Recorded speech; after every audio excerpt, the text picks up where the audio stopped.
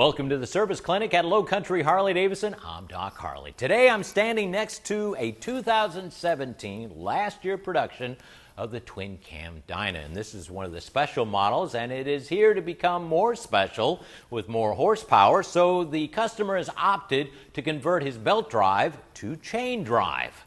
Now, I've been at a few bars and overheard some young whippersnappers, and they're talking about, oh, it's easy to do a chain conversion. I've changed sprockets on my dirt bike. Not true. If you're going to convert your Harley-Davidson from belt drive to chain drive, get a complete kit. This customer bought his complete kit from Zippers Performance, which includes a fantastic PBI front sprocket, the RK chain, and a PBI rear sprocket, and all the spacers and bolts that are needed to assemble this. Now, if the cameraman can check this out, the sprocket here is dished.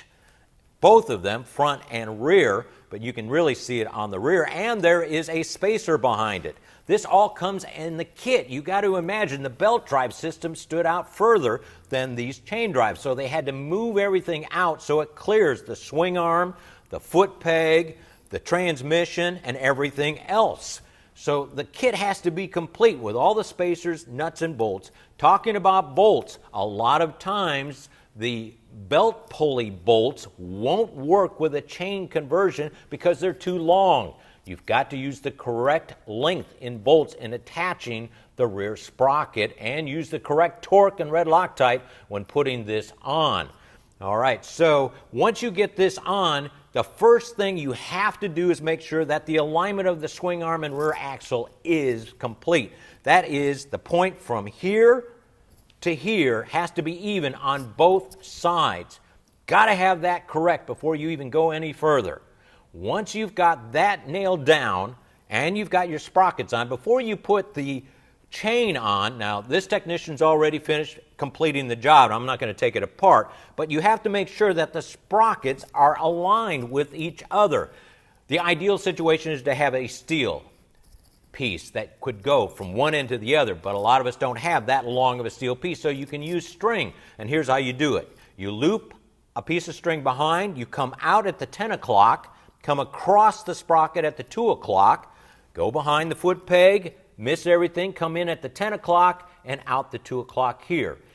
If everything is aligned correctly, spaced correctly, all 4 points will touch each other.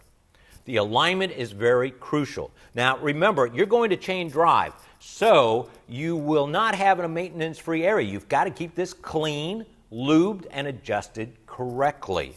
Also, you'll have to make sure that you have the right amount of play adjustment, and it is done not like a belt drive. You have to have the weight of the person on the motorcycle to make sure that you have it adjusted correctly.